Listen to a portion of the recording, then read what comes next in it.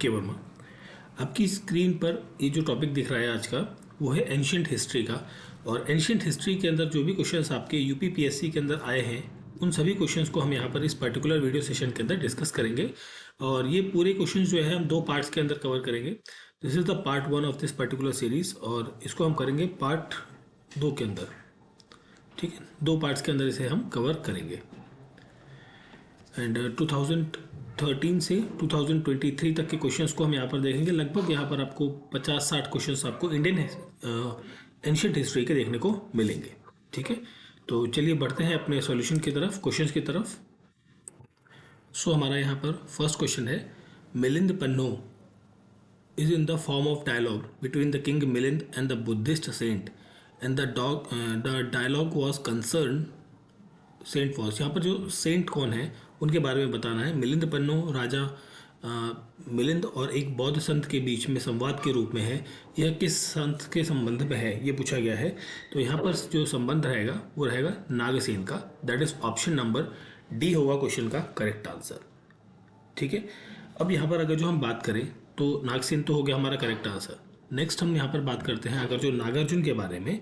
तो नागार्जुन का जो टाइम पीरियड था, ठीक है,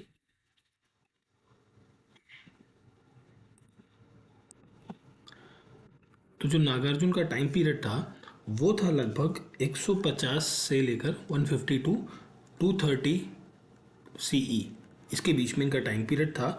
और ये एक महायान बुद्धिस्ट थिंकर थे। किस टाइप के थिंकर थे? इनका जो कैटेगरी थी बेसिकली हम बात करें यहाँ पर, तो महायान बुद्धिस्ट थिंकर थे ये। ठीक है, तो ये चीज़ आपको ध्यान रखनी है। और इन्होंने क्रिएट किया था Mahayana school of Buddhist philosophy. ठीक है, Mahayana school of Buddhist philosophy, ये स्कूल जो है वो इनके द्वारा, नागार्जुन के द्वारा शुरू किया गया था।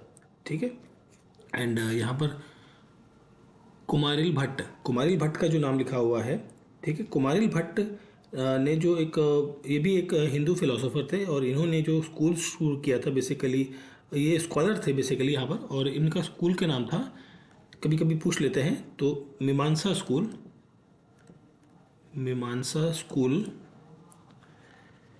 ऑफ फिलोसफी, मीमांसा स्कूल ऑफ फिलोसफी। ठीक है, तो ये चीज़ आपको ध्यान रखनी है। ठीक, एंड यहाँ पर आ गया नागभट्ट। तो नागभट्ट की जब हम बात करें तो this is a Nagabhata first है। तो नागभट्ट का जो टाइम पीरियड था वो था 730 से लेकर 760 कॉमन एरा के बीच में। ठीक है, सीई के बीच में। और इन्होंने गुर्जर प्रतिहार की जो डायनेस्टी है, it is called as a Gurjara Pratihara dynasty. ठीक है, उसकी क्या करी थी, उसकी इन्होंने क्या करी थी, स्थापना करी थी। ठीक है, और इनका जो रूल था वो कहाँ पर चल रहा था? ये रूल चल रहा था मालवा के इलाके में। ठीक है, मालवा या बेसिकली उस टाइम पर कहा जाए अवंती का इलाका, अवंती या फिर मालवा। ठीक है, तो दोनों एक ही नाम है। एंड जो नागसेन एक बुद्धिस्ट बेसिकली पॉन्क है। और मिलिंद पन्नो किस लैंग्वेज में लिखी गई है? अगर जो ये पूछा जाए कभी, मिलिंद पन्नो आपकी लैंग्वेज है यहाँ पर, that is called as a Pali भाषा में मिलिंद पन्नो जो है वो लिखी गई है। ठीक है, अब देखिए मिलिंद पन्नो किंग, यहाँ पर जो नाम आया है किस राजा के बारे में, तो यहाँ पर जो किंग है उनका नाम है बेसिकली यहाँ पर हम क्या नाम था उनका, दैट इज मनिंदर वन। ठीक है, तो मिलिंद पन्नो पाली भाषा में लिखी गई है। राजा का नाम है यहाँ पर मनिंदर वन। ठीक है, और नागसेन जो थे यहाँ पर सेंट थे, इनके बीच में एक बातचीत चल रही है।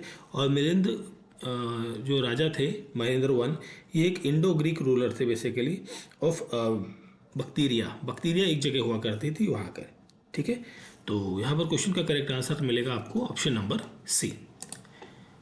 चलिए आगे बढ़ते हैं नेक्स्ट क्वेश्चन की तरफ। सो हमारा नेक्स्ट क्वेश्चन यहाँ पर है, which officer was known as the बगदूत के नाम से वैदिक एडमिनिस्ट्रेशन के अंदर किस राजा को जाना जाता है? तो ये होता है आपका रेवेन्यू कलेक्टर। ठीक है, राजस्व कलेक्टर। ऑप्शन नंबर ए होगा यहाँ पर क्वेश्चन का करेक्ट आंसर। ठीक है, अब यहाँ पर हम अगर जो कुछ और लोगों के बारे में बात करें तो रेवेन्यू कलेक्टर हो गया, और साथ में जो मैसेंजर होता है, मैसेंजर को कहा जाता है दैट इज पालगाला, ठीक है, पालगाला and chief officer of forest, ये जो व्यक्ति है ये आपका कहलाता है आपका गोवी करताना, गोवी करताना and the office chief officer of the gambling department, ठीक है। इसका मुझे नहीं याद है आइडिया एग्जैक्टली, तो कोई बात नहीं, हम इन तीन को देख लेते हैं। और ठीक है, ये सब चीज़ें रहती है यहाँ पर। तो क्वेश्चन का करेक्ट आंसर रहेगा ऑप्शन नंबर ए। इसका भी कुछ कहते हैं बट इस टाइम मुझे याद नहीं आ रहा है, तो कोई बात नहीं, आगे देखते हैं, हम अगले क्वेश्चन की तरफ बढ़ते हैं फटाफट। Okay, Charaka Samhita is divided into how many chapters and sections, कितने पार्ट में और चैप्टर्स में और सेक्शंस में डिवाइडेड है? It is divided into 120 chapters और 8 सेक्शंस। चरक संहिता जो है 120 भाग और 8 खंडों में, अध्याय में और 8 खंडों में विभाजित है। ऑप्शन सी होगा यहाँ पर करेक्ट आंसर, ठीक है। चरक संहिता एक एंशियंट टेक्स्ट है किसका? आयुर्वेद का, ठीक है। एंशियंट टेक्स्ट है किसका? आयुर्वेदा का। आयुर्वेद का एक पुराना टेक्स्ट है जो कि लिखा गया है एक डायलॉग फॉर्म में, बेसिकली चरक के बीच में, ठीक है, डायलॉग बिटवीन द चरक, चरक के बीच में ये डायलॉग्स हैं और उनके जो शिष्य हैं उनके बीच में ये एक वार्ता रूपांतर बेसिकली ये यहाँ पर लिखी गई हैं। इसके अंदर 8 सेक्शंस हैं और उन 8 सेक्शन की अगर जो मैं बात करूँ तो एक का नाम है अष्टांग, अष्टांग, ठीक है, एक है अष्टांग, दूसरा है आपका सूत्र एंड निदान, विमान, शरीरा एंड इंद्रिया एंड चिकित्सा, कल्प एंड सिद्धा, ठीक है। तो ये जो 8 होगी ना, तो ये 8 जो बेसिकली यहाँ पर क्या हैं उसके सेक्शंस हैं, ठीक है, और 120 चैप्टर्स में डिवाइडेड ही है, ठीक। अब यहाँ पर अगर जो हम बात करें कि चरक संहिता को कंपोज किसने किया था, इसको लिखा था, कंपोज करने वाला जो व्यक्ति था वो था अग्निवेश, ठीक है,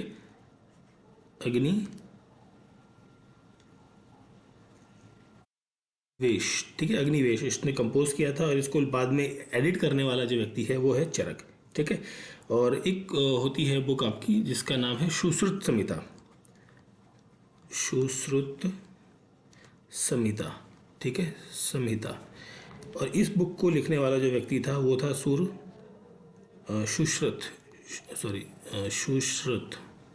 सुश्रुत ने ही लिखी थी सुश्रुत संहिता, ठीक है। तो एक था एक और थी, एक बुक का नाम है अष्टांग हृदयम संहिता, ठीक है।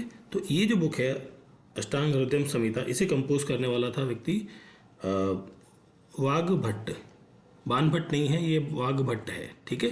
तो ये 2 और बुक्स है, इनका भी नाम आपको ध्यान रखना है कि इसने इस बुक्स को लिखा है, ठीक है। चलिए आगे बढ़ते हैं नेक्स्ट क्वेश्चन की तरफ। सो हमारा नेक्स्ट क्वेश्चन यहाँ पर है, with reference to the invader in ancient India which of the following is correct chronological order. तो करेक्ट क्रोनोलॉजिकल ऑर्डर की मैं बात करूँ तो यहाँ पर करेक्ट आंसर बनेगा ग्रीक, साक और कुषाण, ठीक है। ऑप्शन नंबर बी होगा यहाँ पर क्वेश्चन का करेक्ट आंसर। अब यहाँ पर अगर जो आगे बात करें इसके बारे में, तो जो ग्रीक है यहाँ पर ग्रीक का जो इन्वेजन है वो देखने को मिलता है 326 बीसी के अराउंड एंड और यहाँ पर कौन आता है ग्रीक्स की तरफ से? अलेक्जेंडर आता है, अलेक्जेंडर जिसे हम सिकंदर कहते हैं, और ठीक है। एंड अलेक्जेंडर जो है बेसिकली यहाँ पर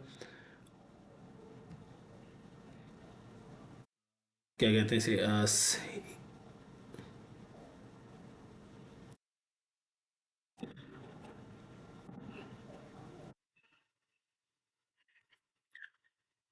नेक्स्ट क्वेश्चन है मैच ऑफ द फॉलोइंग है, आपको इनको मैच करना है, ABCD के टर्म्स में इन्हें लगाना है।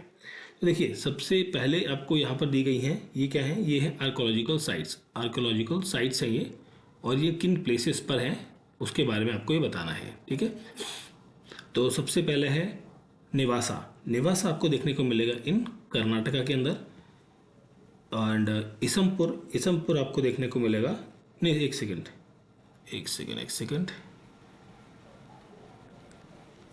सॉरी, ये आपका नवासा आपका महाराष्ट्र में है एंड इसमपुर आपका कर्नाटक में है, ठीक है। एंड इसके बाद हम बात करें तो डिडवाना आपको मिलेगा इन राजस्थान, और गोडियम गुफा ये आपको कहाँ है, तमिलनाडु के अंदर। तो यहाँ पर बनेगा 3412 ऑप्शन सी होगा यहाँ पर क्वेश्चन का करेक्ट आंसर। ये जितनी भी साइट्स हैं all are the basically palaeolithic sites, palaeolithic sites हैं ये सारी, ठीक है। और पैलियोलिथिक को हम एक और नाम से जानते हैं, this is also called as a old stone age के नाम से भी इसे जाना जाता है, जो कि around 2.5 million years ago to 10,000 BC तक ये जो टाइम पीरियड है इसकी हम यहाँ पर बात कर रहे हैं, ठीक है। और जिसके अंदर जो एंसेस्टर्स हैं वो स्टोन टूल्स को basically as a weapon use किया करते थे, और अर्ली ह्यूमन एंसेस्टर्स जो हैं वो सिंपल टूल्स जैसे चॉपर्स या हैमर स्टोन्स को ही आमतौर पर यूज़ करते थे, ठीक है।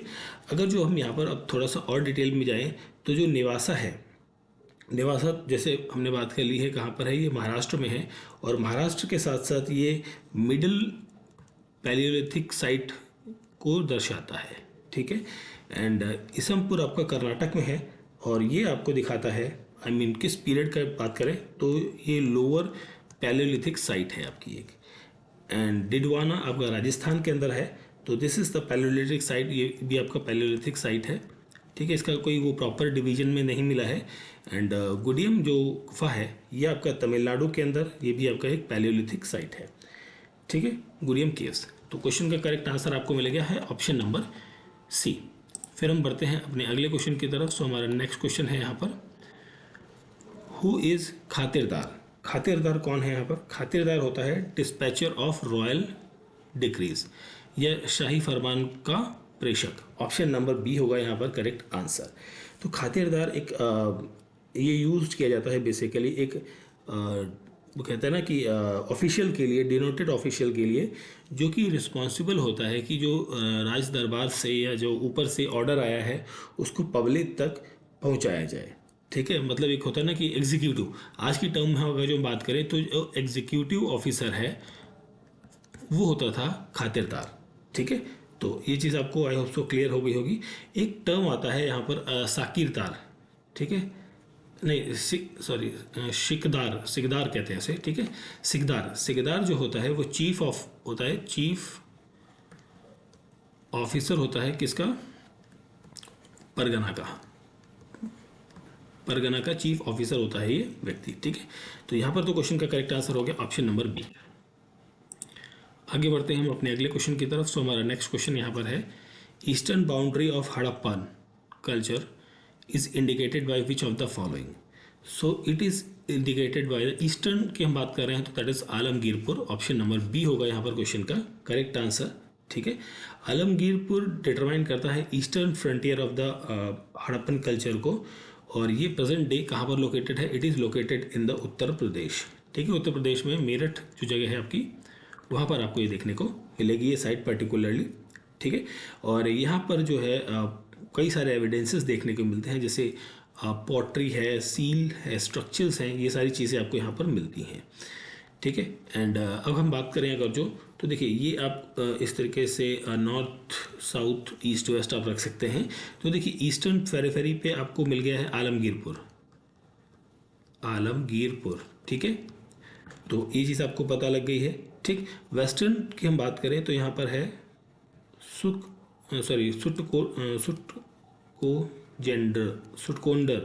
सुटकोंडर एक है, ये आपका मकरन बेसिकली कोस्ट पड़ता है, मकरन कोस्ट, ठीक है, वहाँ पर देखने को मिलेगा इन पाकिस्तान के अंदर। ये आज की डेट में एरिया जो है वो कहाँ है? पाकिस्तान के अंदर है। ईस्टर्न हो गया। अब नॉर्थ की जब हम बात करें तो नॉर्थ में मंडा एक जगह है, मंडा अखनूर, ठीक है, मंडा अखनूर, ये कहाँ पर है? JNK के अंदर है, वो आपका नॉर्थर्न पॉइंट है। एंड साउथर्न पॉइंट आपको देखने को मिलेगा दाइमाबाद के अंदर, तैमाबाद कहाँ पर है? महाराष्ट्र के अंदर है। तो ये आपको नॉर्थ ईस्ट साउथ जितने भी एक्सट्रीम पॉइंट्स हैं हड़प्पन कल्चर के, या बेसिकली से IVC culture, Indus valley civilization culture, इसकी बात करें तो ये आपको पता होना चाहिए। ठीक है, आगे बढ़ते हैं हम अपने अगले क्वेश्चन की तरफ। सो हमारा नेक्स्ट क्वेश्चन यहाँ पर है with reference to the Puranas, Purana के संबंध में पूछा गया है यहाँ पर। So the information about Mauryan dynasty is found in the Vishnu Purana. बिल्कुल, मौर्यन डायनेस्टी के बारे में हमें कहाँ मिलता है, कहाँ हमें उसके अवशेष मिलते हैं? विष्णु पुराण के अंदर मिलते हैं।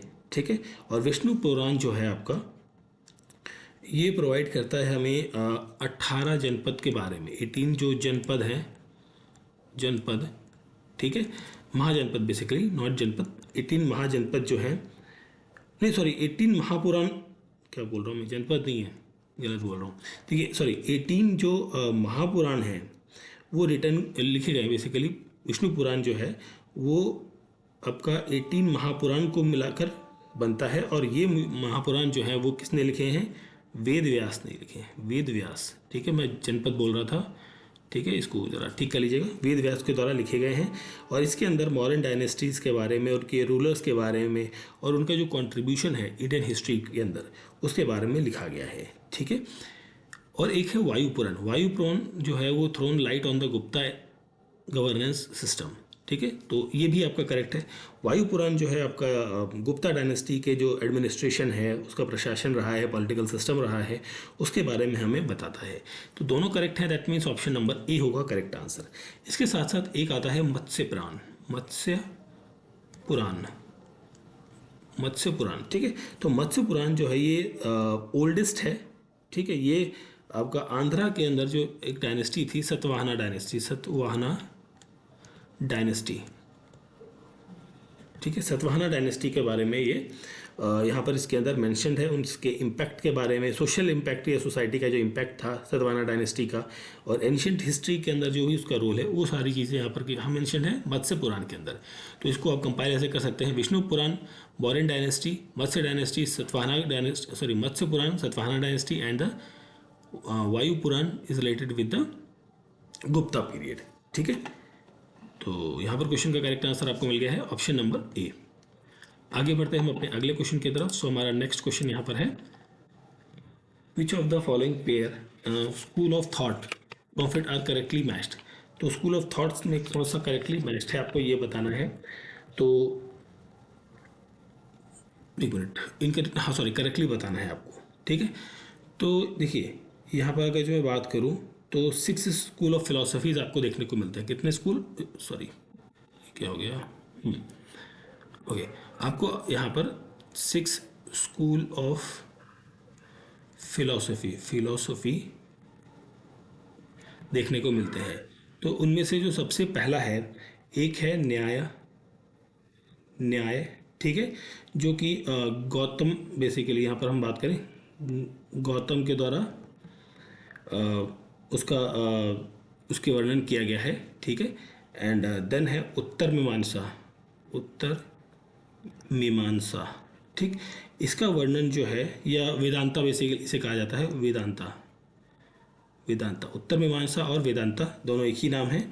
सो इसके बारे में जो वर्णन किया गया है वो बद्रयान के द्वारा किया गया है। थर्ड है यहाँ पर आपका एक पूर्व मीमांसा।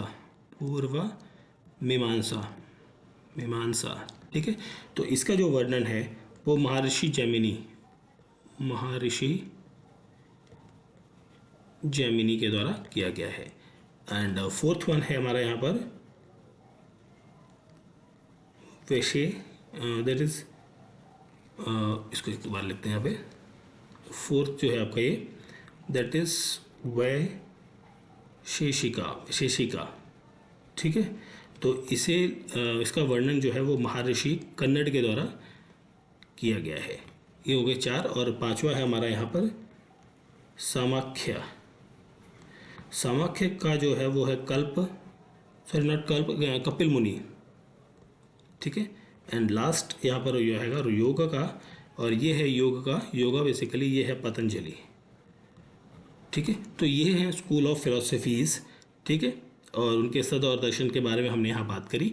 तो करेक्टली पूछा गया उत्तर मीमांसा कपिला नहीं है, तो उत्तर मीमांसा का कौन है, उत्तर मीमांसा का है यहाँ पर बद्रयान, तो ये गलत हो गया। और मीमांसा सिंपल कन्नड़ ये भी गलत है।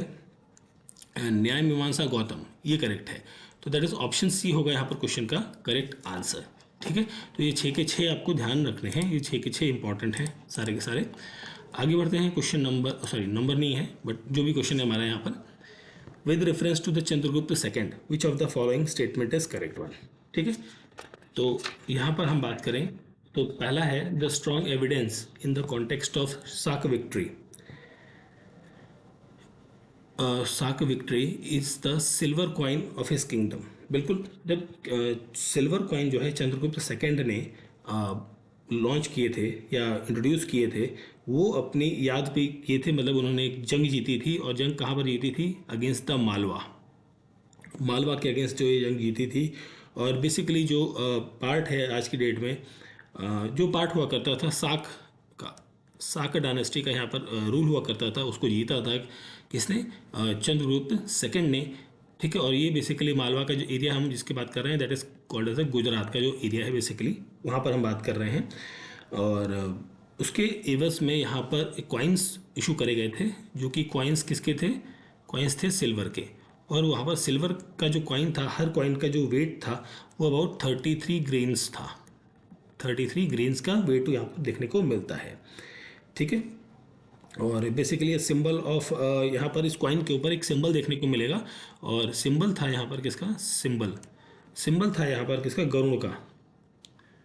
गरुड़ का, ठीक है, गरुड़ का यहाँ पर सिंबल हुआ करता था। ठीक है, तो यहाँ पर हम बात करें तो पहला स्टेटमेंट तो करेक्ट है, the weight of this coin is 33 grains, ये भी करेक्ट है, दोनों करेक्ट है। दैट मीन्स ऑप्शन बी हो जाएगा यहाँ पर क्वेश्चन का करेक्ट आंसर। ठीक है, अब चंद्रगुप्त सेकंड को एक टाइटल मिला था, बेसिकली एक टाइटल ये कैरी करता था, that is called as a Vikramaditya. ठीक है, विक्रमादित्य ये इसको टाइटल था। और इसका टाइम पीरियड की बात करें या शासनकाल की बात करें तो 376 टू 415 के अराउंड इसका जो टाइम पीरियड था वो देखने को मिलता है। ठीक है, और इसके दरबार में नवरत्न हुआ करते थे। नवरत्न भी आपको यहाँ पर इसके दरबार में देखने को मिलते हैं, जिन्हें हम कहते हैं 9 जेम्स ऑफ कोर्ट। ठीक है, तो ये चीज़ें थी। ओके, नाउ हम बढ़ते हैं आगे अपने अगले क्वेश्चन की तरफ। सो हमारा नेक्स्ट क्वेश्चन यहाँ पर है, मैच ऑफ द फॉलोइंग है ये। ओके, यहाँ पर देखिए, यहाँ दिए गए हैं गॉड, मतलब ये इसको एक सेकेंड, हाँ जी, तो देखिए यहाँ पर दिए गए हैं भगवानों के नाम, और यहाँ पर क्या है? सिंबल्स। वो भगवान कौन सा सिंबल या कौन सा चीज़ कैरी करते हैं? शिव भगवान जो है वो त्रिशूल कैरी करते हैं। ठीक है, विष्णु भगवान आपका चक्र कैरी करते हैं। गणेश जी जो है वो रस्सी या फंदा कैरी करते हैं। सरस्वती जी वीणा कैरी करती हैं। तो यहाँ पर जो करेक्ट आंसर बनेगा that is the option number A होगा यहाँ पर क्वेश्चन का करेक्ट आंसर। ठीक है, चलिए आगे देखते हैं अगले क्वेश्चन की तरफ। सो नेक्स्ट क्वेश्चन हमारा यहाँ पर है, ओके, ये भी आपका एक match of the following question है। तो यहाँ पर हम बात करें तो लिखा गया है यहाँ पर ऑफिसर्स के नाम लिखे गए हैं। ये ऑफिसर्स और इनकी ड्यूटी क्या थी? ठीक है, ये क्या काम करते थे, इसके बारे में मेंशन है। तो एंशिएंट एडमिनिस्ट्रेशन सिस्टम के अंदर बहुत सारे ऑफिसर्स थे जो कि काम करते थे, जो किंग हुआ करता था या बेसिकली मोनार्च हुआ करता था, इंग्लिश में हम मोनार्च कहते हैं उसे। ठीक है, तो यहाँ पर जो तलार है वो basically officer of night guard होता था। ठीक है, तलार is the officer of night guard का अधिकारी। ठीक है, तलार। और इसके बाद हम बात करें तलार के बाद पट्टाकोला जो है ये रिलेटेड है विद द, एक मिनट, एक सेकेंड, कुछ तो गड़बड़ कर दिया मैंने, एक सेकेंड। तलार जो है, एक सेकेंड ना, ओके ठीक है, चलिए, अरे ओके, तो देखिए तलार तो है, ये तो हमारा करेक्ट है, ऑफिसर ऑफ नाइट गार्ड। और पट्टाकोला जो है यह व्यक्ति है विलेज टैक्स कलेक्टर। ठीक है, एंड दे है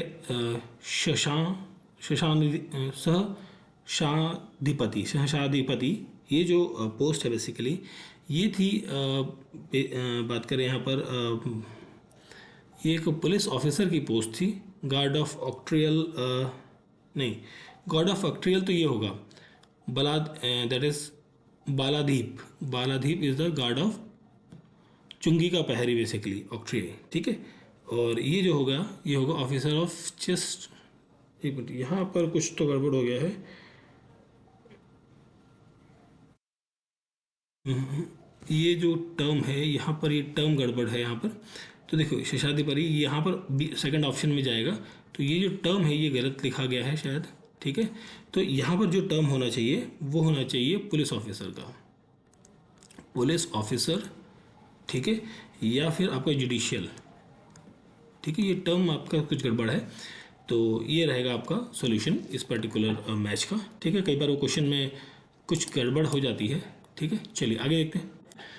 which one of the following pair is not correctly matched, ठीक है। ओके, तो ईश्वर वर्मन जौनपुर स्टोन इंस्क्रिप्शन, अच्छा जी। तो देखिए ईश्वर वर्मन जो है वो जौनपुर स्टोन इंस्क्रिप्शन से संबंधित है, ये बिल्कुल करेक्ट है। तो इनकरेक्ट पूछा है आपसे, तो उसको ढूंढते हैं हम लोग। तो ये जो है आपका क्या बोलते हैं इसे, पहले आंसर को देख लेते हैं। सर्ववर्मन गया कॉपर इंस्क्रिप्शन, ये गलत है आपका, ठीक है। तो क्वेश्चन का करेक्ट आंसर आपको मिलेगा सर्ववर्मन गया ताम्र पत्रलेख या गया कॉपर प्लेट जो है, तो ये इनकरेक्ट है। देखिए गया कॉपर प्लेट जो है वो कब हमें देखने को मिलती है, किस टाइम की देखने को मिलती है, it is of 4th century, ठीक है। और ये आपके गुप्ता पीरियड को दर्शाती है, गुप्ता एम्पायर को ये दर्शाती है, ठीक है। और इसे इशू करने वाला जो व्यक्ति था वो था Chandragupta second, basically Chandragupta second, जिसे हम विक्रमादित्य के नाम से हम जानते हैं, ठीक है। उसने इसको बनाया था, बेसिकली इसके टाइम पर ये चीज़ें हुई थी। और इस इंस्क्रिप्शन के अंदर जो गया इंस्क्रिप्शन है, गया कॉपर प्लेट है जो बेसिकली, इसके अंदर कई सारे जो गुप्ता एम्पायर्स के किंग हैं उनके बारे में मेंशन्ड है, जैसे कि Samudragupta, Chandragupta first, CG first, basically Chandragupta first, Kumaragupta one, तो इन सभी लोगों के बारे में यहाँ पर मेंशन्ड है। और इसके अंदर जो लैंग्वेज यूज़ की गई है वो लैंग्वेज जो है वो है कौन सी, संस्कृत है। संस्कृत लैंग्वेज में यहाँ पर लिखा गया है। और 4 कॉपर प्लेट्स यहाँ पर देखने को मिलते हैं, ठीक है। गुप्ता डायनेस्टी का या गुप्ता पीरियड की बात करता है, ना कि सर्ववर्मन के बारे में। जौनपुर के बारे में हम बात कर रहे थे, तो जौनपुर स्टोन जो है इंस्क्रिप्शन, ये आपका 6th सेंचुरी के बारे में बात करता है, 6th सेंचुरी के अराउंड आसपास में देखने को मिलता है। ये इंस्क्रिप्शन भी आपका संस्कृत लैंग्वेज में मेंशन्ड है, संस्कृत में ही लिखा गया है यहाँ पर, ठीक है। और ये इस किस एम्पायर के बारे में बात करता है यहाँ पर, तो वो था आपका मौखारी एम्पायर। मौखारी एम्पायर के बारे में जौनपुर स्टोन इंस्क्रिप्शन में लिखा गया है, ठीक है। और इसे इशू करने वाला ईश्वर वर्मन था, जो व्यक्ति है, जो कि 3rd रूलर था। जो ईश्वर वर्मन है वो कौन सा है, 3rd नंबर का रूलर है इस पर्टिकुलर डायनेस्टी का, ठीक है। और ये जो है कई सारे लैंड्स जो हैं जो बुद्धिस्ट मॉन्ग थे उनको वो दिया करता था, ताकि वो अपना काम मतलब खेती वगैरह करके जीवन यापन कर सके, ठीक है। फिर यहाँ पर आता है जीवित वर्मा, सॉरी जीवित Gupta second, Jivita Gupta second Deo Baranark in sorry this is called as a Deo Baranark inscription, ठीक है। तो जब हम बात कर रहे हैं देव बर्नाक इंस्क्रिप्शन की, तो ये भी आपका गुप्ता एरा का ही टाइम पीरियड था, गुप्ता एरा में ही ये भी इंस्क्रिप्शन लिखी गई थी। और इस इंस्क्रिप्शन को लिखा गया था किसके टाइम पर, जीवित गुप्ता के टाइम पर, ठीक है। जीवित गुप्ता सेकंड के टाइम पर ये चीज़ लिखी गई थी। और ये भी संस्कृत लैंग्वेज में ही है, सैंडस्टोन पत्थर पर लिखी गई है चीज़ें, ठीक है। एंड यहाँ पर आपका दैट इज ईशान वर्मन हारा स्टोन इंस्क्रिप्शन के बारे में बात करें अगर जो, तो ये भी आपका ये जो जिस डायनेस्टी की हम बात कर रहे हैं, तो ये भी आपका that is called as a Maukhari dynasty से ही संबंधित है, ठीक है। तो मौखारी डायनेस्टी से संबंधित है। और इन्होंने कई सारे टेम्पल्स जो भगवान शिव के हैं उन्हें बनवाया। और जैसे कि कश्मेश्वरा टेम्पल जो है सूर्यवर्मन के द्वारा बनवाया गया था, सॉरी सर्ववर्मन के द्वारा कौन सा टेम्पल बनवाया गया था, टेम्पल पूछा जा सकता है मे बी, तो वो टेम्पल का नाम है यहाँ पर आपका दैट इज कश्मेश्वरा। कश्मेश्वरा टेम्पल जो है वो भगवान शिव को डिवोटेड है, तो ये बनवाया गया था इनके द्वारा, ठीक है। और ये जो व्यक्ति है Sarvavarman, he is the son of इनके जो पिताजी हैं वो कौन है, ईश्वर वर्मन है, ठीक है। तो ये चीज़ भी आपको ध्यान रखनी है। चलिए आगे देखते हैं, अगले क्वेश्चन की तरफ बढ़ते हैं हम। सो हमारा नेक्स्ट क्वेश्चन यहाँ पर है, ये तो ऊपर चला गया था, चलिए कोई बात नहीं, हिंदी वर्जन में थोड़ा सा हम देख लेंगे इसे। निम्नलिखित में से किस स्तूप में आर्यक स्तंभ वाला मंच की विशेषताएं बताई गई हैं, ठीक है। आर्यक मंच की विशेषताएं बताई गई हैं किस स्तूप के अंदर, तो ये था आपका अमरावती के अंदर, Amaravati stupa. Option number C is the correct answer. और अमरावती स्तूप जो है ये किसके द्वारा बनवाया गया था, ये है सतवाहना डायनेस्टी के द्वारा बनवाया गया है, ठीक है।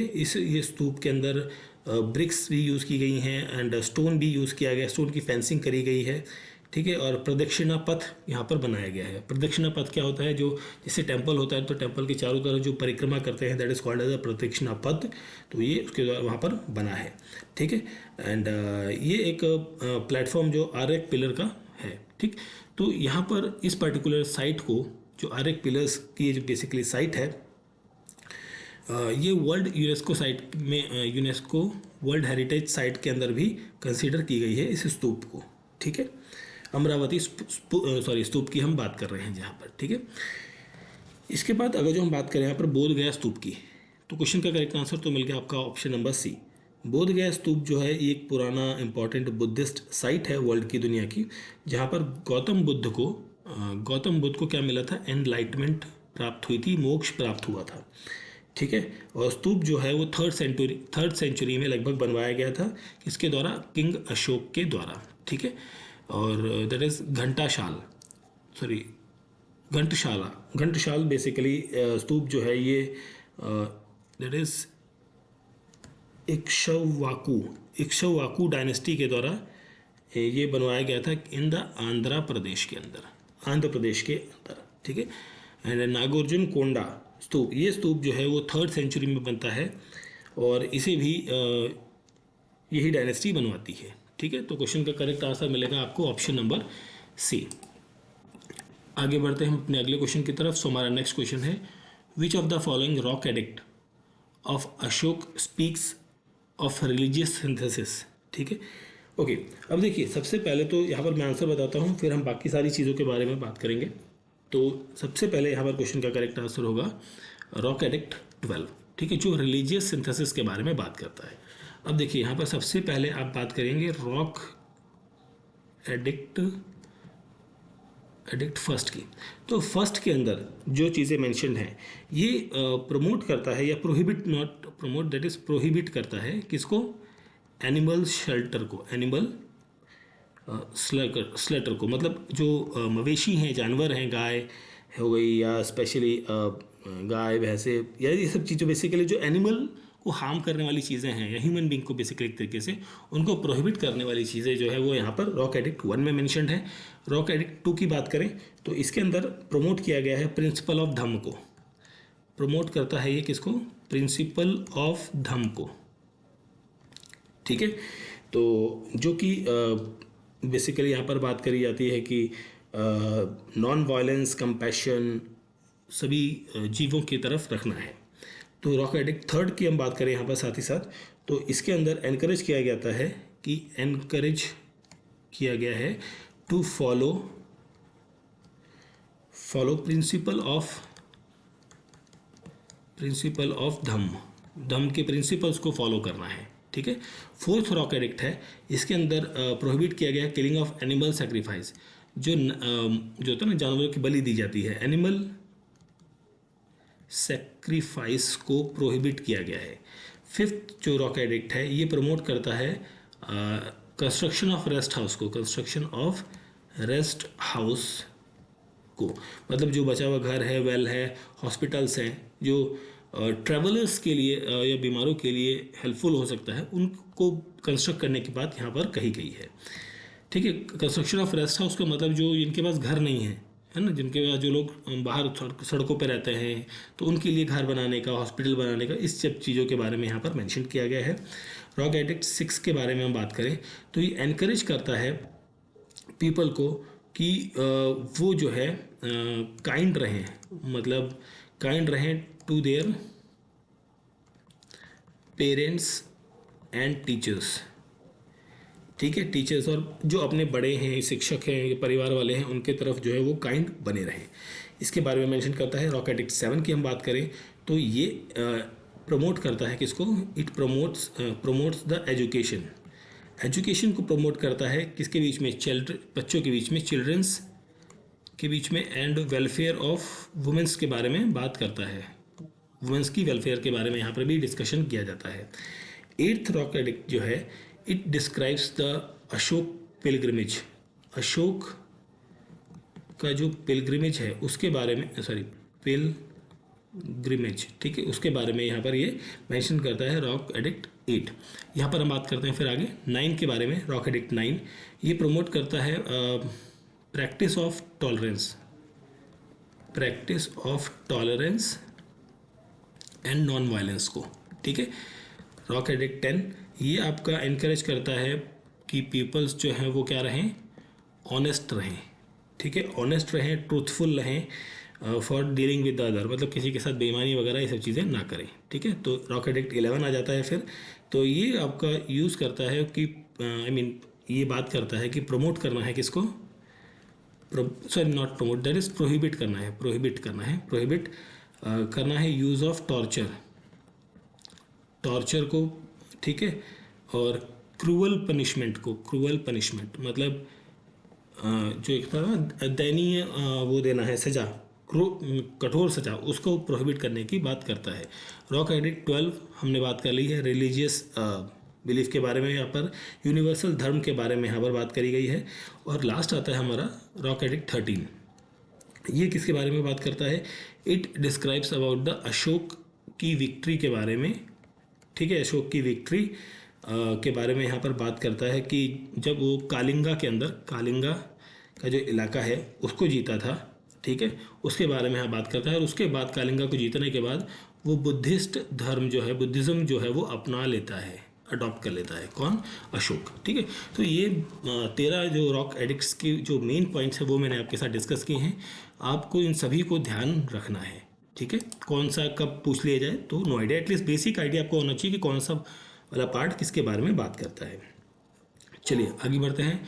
From which archaeological site of Indus valley civilization the figures and models of boat are found. Boat वगैरह के जो फिगर्स है वो कहाँ देखने को मिलते हैं, ये मिलते हैं हमें ये हमें देखने को कब मिलते हैं, कहाँ पर, मोहनजोदाड़ो एंड लोथल की साइट पर।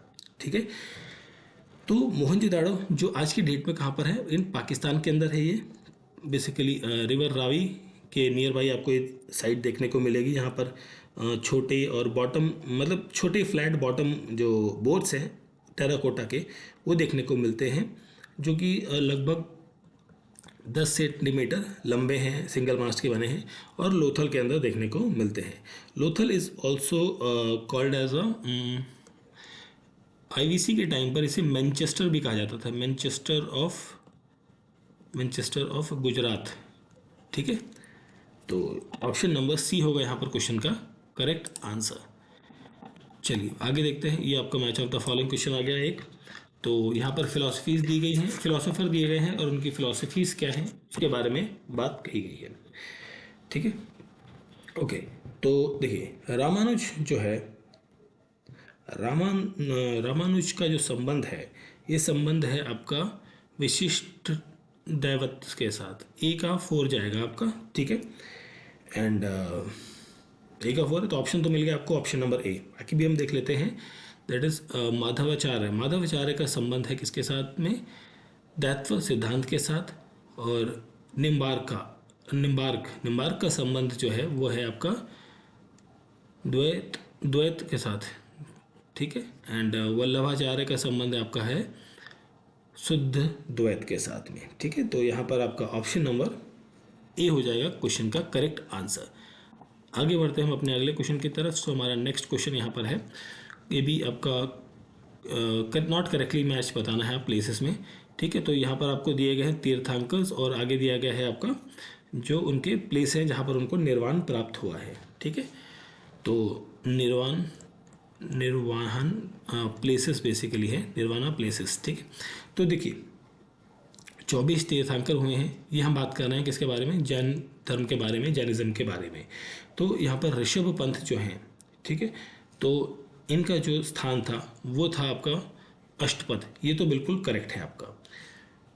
वाशु दैट इज वाशु पूज्य, इनका जो एरिया है या बेसिकली प्लेस है वो यहाँ पर गलत लिखा है। वो समुद्र शिखर नहीं है।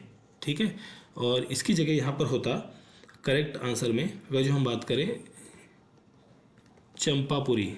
चंपापुरी जो कि आज की डेट में भागलपुर जो डिस्ट्रिक्ट है, भागलपुर बिहार के अंदर, वहाँ पर आपको देखने को मिलेगा। तो नॉट करेक्टली मैच पूछा था, ऑप्शन नंबर बी होगा यहाँ पर क्वेश्चन का करेक्ट आंसर। ठीक है, नीमनाथ जो है उज्जैन, ये करेक्ट है आपका, और महावीर पावापुरी ये करेक्ट है आपका। ठीक है, और पावापुरी भी कहाँ पर है, बिहार के अंदर है। तो और जैन धर्म के अंदर कितने तीर्थांकर्स हुए हैं, ये हुए हैं 24 तीर्थांकर्स हैं। तो मोस्टली आपको सभी नहीं, बट हाँ एटलीस्ट कुछ जो इंपॉर्टेंट है उनको ज़रूर ध्यान रखना है, उनके नाम को। ठीक है, the ruler of which of the following dynasty have been called as a Shri Parvatiya in Purana. Shri Parvatiya in Purana किस डायनेस्टी को कहा गया है, ये कहा गया है बेसिकली इच्छावुक डायनेस्टी को। Ikshvaku dynasty, that is option B होगा करेक्ट आंसर। ठीक है, इच्छावुक डायनेस्टी जो कि बेसिकली ये डायनेस्टी थी जो कृष्णा रिवर का जो पूर्वी इलाका है, ठीक है, eastern part of Krishna river वहाँ पर आपको ये डायनेस्टी आपको देखने को मिलेगी। ठीक है, तो क्वेश्चन का करेक्ट आंसर हो गया आपका ऑप्शन नंबर बी। नेक्स्ट हम बढ़ते हैं the official that is agronomoi. The official agronomoi जो है during Mauryan age was related to which of the following field. तो it is related with the construction of roads, construction of the roads. ठीक है, तो एग्रोनोमाई जो है ऑफिशियल होता था, एक पद है, पर्सन है या पद है बेसिकली मौर्यन एम्पायर के टाइम पर। ठीक, जो कि बहुत सारी चीज़ों को रिस्पॉन्सिबल रहता था। स्पेशली अगर मैं बात करूँ तो he is responsible for the agricultural activities के लिए, मतलब उसको देखता था। ठीक है, इसके साथ साथ ये कल्टीवेशन ऑफ क्रॉप्स को देखता था, कल्टीवेशन ऑफ क्रॉप्स को भी मैनेज करता था। कंस्ट्रक्शन ऑफ रोड तो है ही साथ में, और साथ में इरिगेशन कैनाल्स को भी ये मैनेज करता है व्यक्ति, और maintenance of livelihood, maintenance of not livelihood that is live stock. ठीक है, जो मवेशी हैं उनके भी बारे में यहाँ पर ये उनको भी ये मैनेज करता था, उनको भी ये देखता था। ठीक है, तो ये कुछ मेन इंपॉर्टेंट काम थे किसके, एग्रोनोमाई के। ठीक है, एग्रो मीन्स बेसिकली एग्रीकल्चर और एग्रीकल्चर से रिलेटेड जो भी वर्क हो रहे हैं उनको ये बेसिकली मैनेज करता था, उनको ये देखता था। ठीक है, चलिए आगे देखते हैं हम अगला क्वेश्चन। तो विच of the following Indian archaeologist first visited Bhimbetka caves and discovered the prehistoric significance of its rock painting. Okay, तो ये कौन सा व्यक्ति था, this was the V.S. Okay, ये तो ज़्यादा बड़ा हो गया, V.S. वाकनकर। ठीक है, Wakankar that is V.S. Wakankar यहाँ पर करेक्ट आंसर रहेगा। ठीक है, और भीमबेटका की गुफाओं के बारे में अगर जो हम बात करें तो ये मध्य प्रदेश के अंदर है, MP में सिचुएटेड है, इन द रायसेन डिस्ट्रिक्ट के अंदर।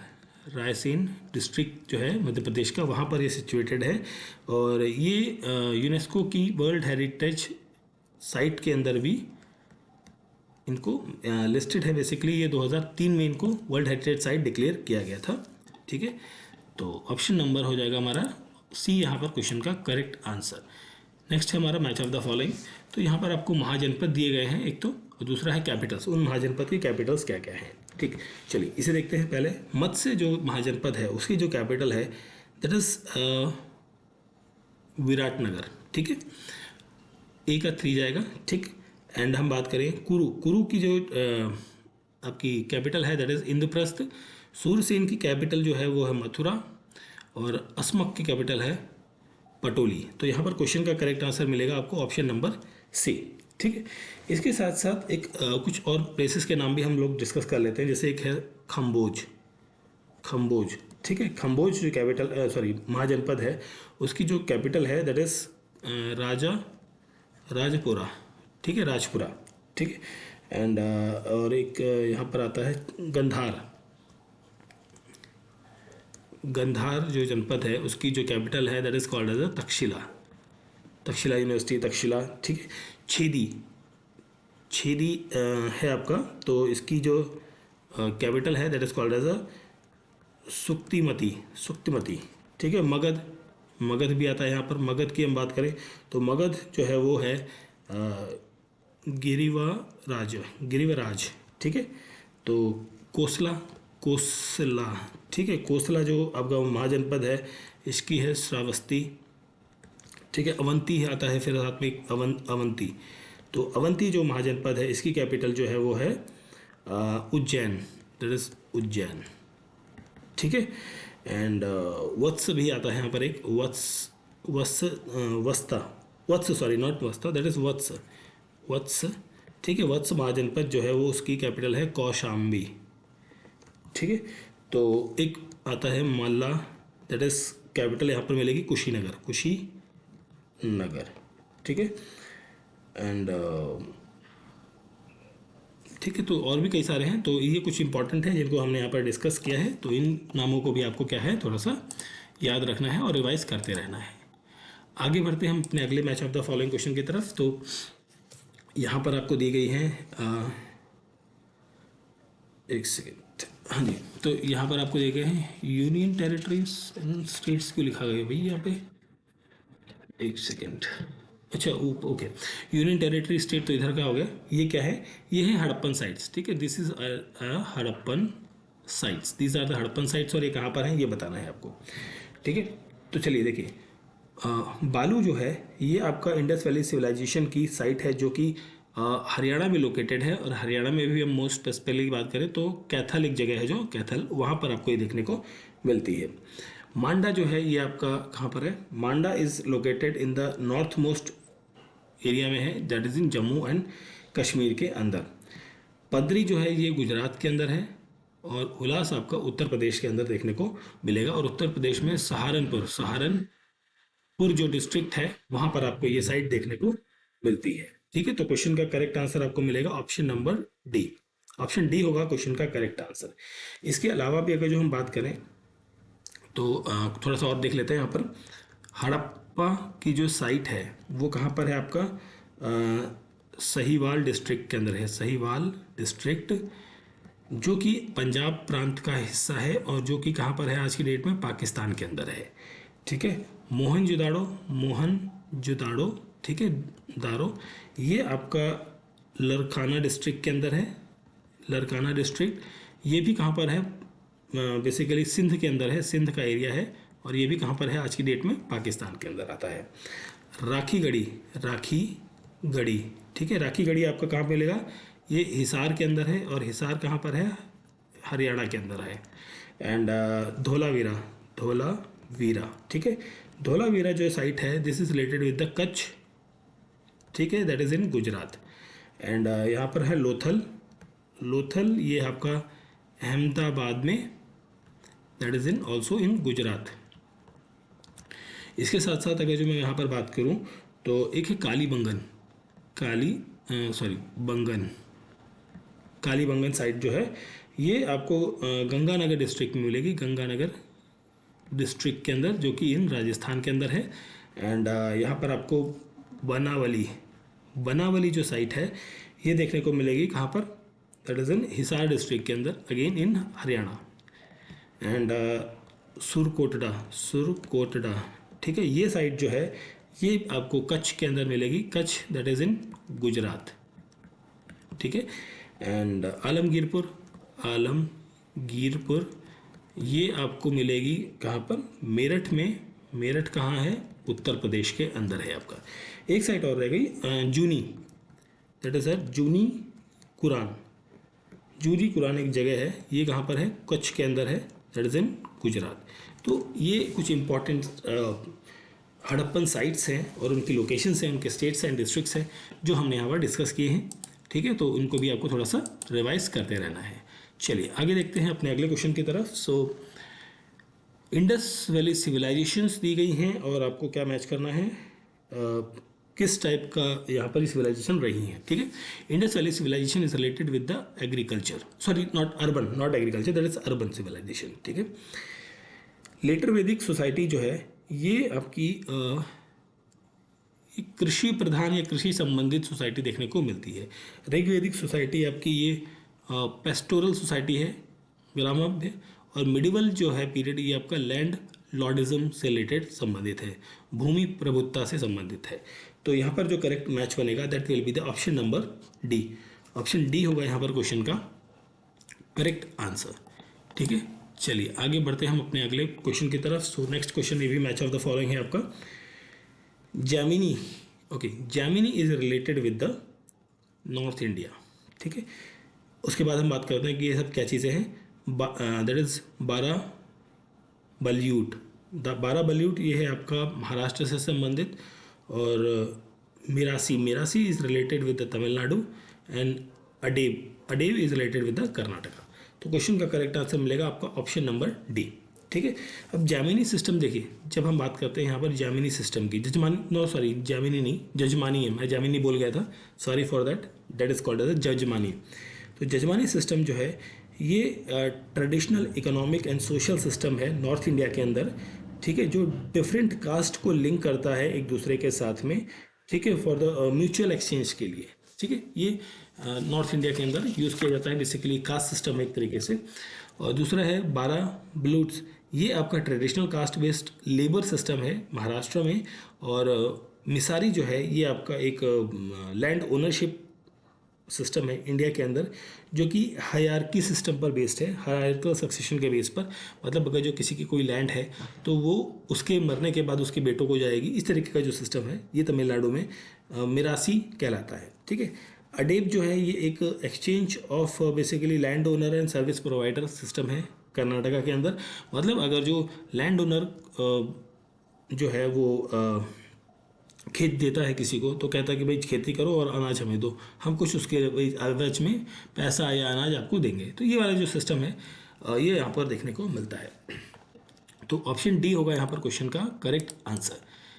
अगला क्वेश्चन है हमारा यहाँ पर question, sorry, which of the following temple is also known as the Khajuraho of Vindhyas. तो ये होता है आपका मार्कंडेश्वर टेम्पल। मार्कंडेश्वर टेम्पल को हम खजुराहो ऑफ विदर्भी कहते हैं, विदर्भी कहते हैं। ठीक है, मैं कुछ और बोल गया था क्या, सॉरी, मार्कंडेश्वर टेम्पल को खजुराहो ऑफ विदर्भी कहा जाता है। ठीक है, और ये कहाँ सिचुएटेड है, it is situated in the near the river Wainganga. Wainganga जो है उसके नियर आपको ये सिचुएटेड देखने को मिलेगा, उसके किनारे। और कौन सा जिला है, that is called as a Gadchiroli, Gadchiroli district. और ये कहाँ पर है, महाराष्ट्र के अंदर है आपका। और ये नागा ग्रुप ऑफ टेम्पल्स है जो कि नॉर्थ इंडिया के अंदर देखने को मिलता है। ठीक है, तो ऑप्शन ए होगा यहाँ पर क्वेश्चन का करेक्ट आंसर। ओके, चलिए फिर इस पर्टिकुलर पार्ट के अंदर इतने ही क्वेश्चंस को करते हैं हम। नेक्स्ट पार्ट के अंदर बाकी जो 25-30 क्वेश्चन जो भी बचे हुए हैं उनको हम करेंगे। Thank you for watching.